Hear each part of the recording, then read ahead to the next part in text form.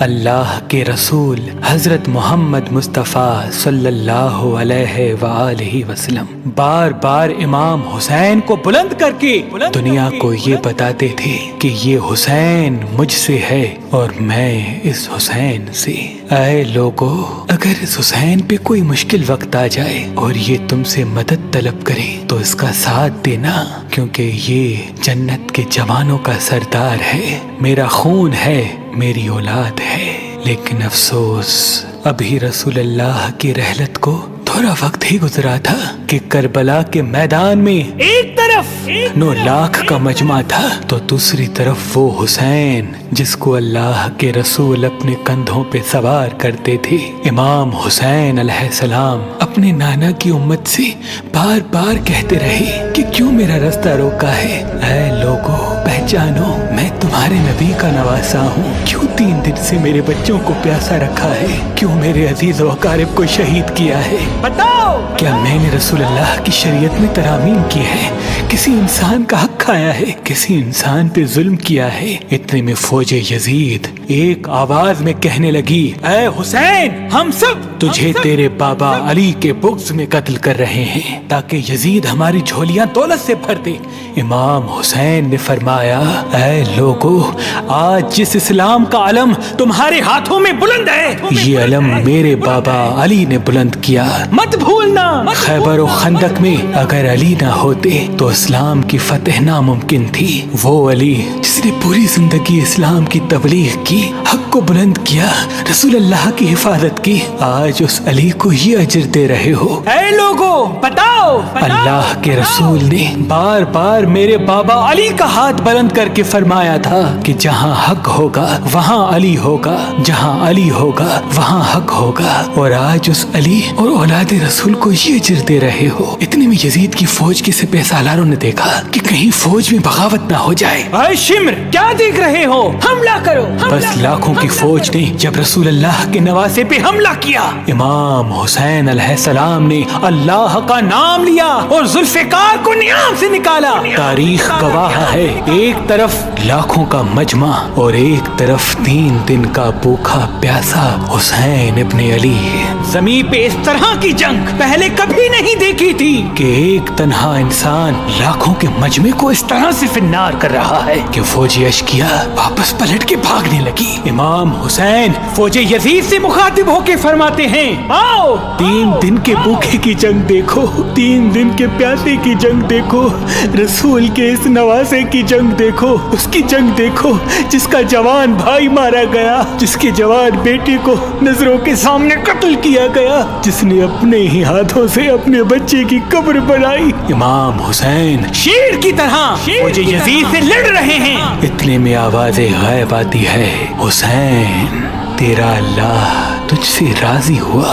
بس اس صدا کا سننا تھا، امام حسین علیہ السلام نے اپنے ذوالفقار کو تھام لیا۔ اتنی میں عمر بن سعد کہتا ہے، شمر، کیا دیکھ رہے ہو؟ یہ علی کا شیر ہے، اس کو مات دینا ناممکن ہے، جاؤ خیموں کو آگ لگا دو۔ بس کچھ ظالموں نے بیبیوں کے خیموں کو آگ لگا دی اور کچھ امام حسین کو دور سے تیر مارنے لگے۔ امام حسین کبھی بیبیوں کے خیموں کی طرف بڑھتے ہیں، کبھی فوج کی طرف جاتے ہیں۔ عمر بن سعد اور شمر نے فوج کو 4 حصوں میں تقسیم کر دیا اور یہ کہا کہ کوئی بھی حسین کے قریب نہ جائے، جس کے پاس جو چیز ہے وہ دور سے حسین کو مارے۔ جس کے پاس نیزہ تھا اس نے نیزہ مارا، جس کے پاس تیر تھے وہ تیر مارتا رہا، جس کے پاس برچیاں تھی وہ برچیاں مارنے لگا۔ تاریخ نے لکھا جس کے پاس مارنے کے لیے کچھ نہ تھا وہ کربلا کی گرم زمین سے مٹی اٹھا کے امام حسین کی طرف پھینکتا رہا۔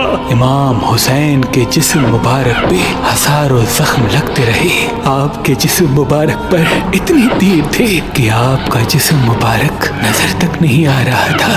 بس جیسے ہی نواسا رسول گھوڑے کی سینگ سے زمین پہ آتے ہیں، فوج یزید جھوم घूमना शुरू कर देती है। लेकिन इतने में वो घोड़ा जिस पे आप सवारी किया करते थे वो इमाम हुसैन के चारों तरफ घूमना शुरू कर देता है ताकि इन तीरों से मैं अपने आका हुसैन को बचा लूं। वो घोड़ा दौड़ ही रहा था। इतने में उमर बिन साद ने कहा, ऐ लोगो रुको, मैंने अपनी आंखों से देखा था इस घोड़े पे अल्लाह के रसूल सवारी करते थे, कहीं तीर इस घोड़े को न लगे और यूं तीरों को चलाना बंद किया गया। अफसोस है उन लोगों को उस घोड़े का तो एहतराम मालूम था जिस पे रसूल अल्लाह सवारी किया करते थे, लेकिन उस हुसैन का एहतराम भूल चुके जिनको अपने कंधों पे सवार करके उम्मत को दिखाया करते थे।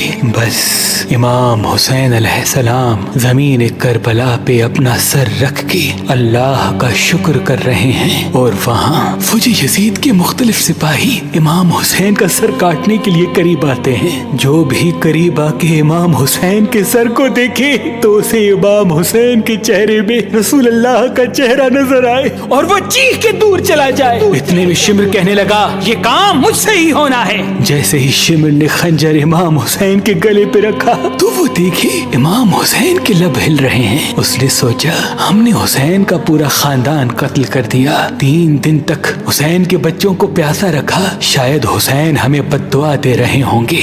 सुनने के लिए कान करीब करे तो क्या सुने, इमाम हुसैन अलैहिस्सलाम अल्लाह की दरबार में अल्लाह की नेमतों का शुक्र कर रहे हैं कि ऐ अल्लाह तेरा शुक्र है कि इस अजीम इम्तिहान के लिए तूने इस हुसैन को चुना। इतने में इमाम हुसैन ने आंखें खोली और शिमर से कहा, ऐ शिमर क्या तू नहीं जानता मैं रसूल अल्लाह का नवासा हूँ, जन्नत का सरदार हूँ, हक पे हूँ, बेजुर्म हूँ। शिमर ने कहा, हाँ मुझे मालूम है। फिर आपने फरमाया तो क्यों कत्ल कर रहे हो? शिमर ने कहा, ताकि यजीद मेरी झोली दुनियावी दौलत से भर दे। बस ये कहते कहते शिमर इमाम हुसैन का गला काटता रहा और फौज यजीद मुसलसल झूमती रही। इमाम हुसैन के सर कलम होने के बाद सादात को लूटा गया। इमाम हुसैन के सर मुबारक को नोके सिना पे बुलंद कर दिया। बीबी सकीना को तमाचे मारने लगे। रसूल अल्लाह की नवासियों के सरों से चादर को लूट लिया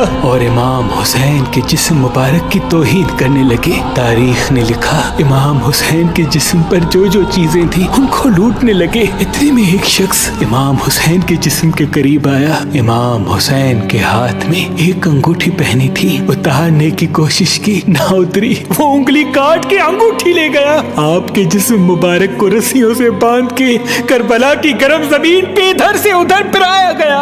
इतने में उमर बिन साद ने कहा, ऐ शिमर हुसैन और उसके साथियों की लाश का वो हश्र करते हैं कि रहती दुनिया तक कोई भी यजीद के खिलाफ आवाज न उठाए। सबके जिस्म से सरों को काट लो और सबकी लाशों को पामाल कर दो। जमीन करबला गवाह है, कहीं से कोई कबीला उठ के आता है और कहता है कि हम हुर की लाश को पामाल होने नहीं देंगे। कहीं बीबी उम्मे लैला का कबीला आके कहता है कि हम अली अकबर का लाशा पामाल होने नहीं देंगे। कहीं बीबी रुबाब के कबाइल के लोग कहते हैं हम अली असगर का लाश पामाल होने नहीं देंगे। एक एक शहीद की लाश पामाल होने वाली जगह से हटाई गई।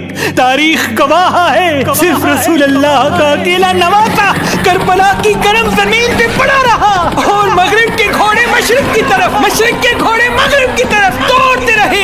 इमाम हुसैन का जिस्म पामाल होता रहा। इमाम जाफर सादिक अलैहिस्सलाम फरमाते हैं, मेरा सलाम हो मेरे उस गरीब दादा पर जिसकी लाश को इस तरह से पामाल किया गया कि उनकी दाईं पसलियां बाईं पसलियों की तरफ चली गई और बाईं पसलियां दाईं पसलियों की तरफ चली गई, जिनका सीना और पुश्त एक साथ हो गया। सलाम हो मेरे उस बेवतन दादा हुसैन पर जिनके जिस्म मुबारक के टुकड़ों को जमीन करबला पे बिखेरा गया। सलाम हो, सलाम हो, सलाम हो। बिखेरा गया तो जमीन करबला पे बिखेरा गया।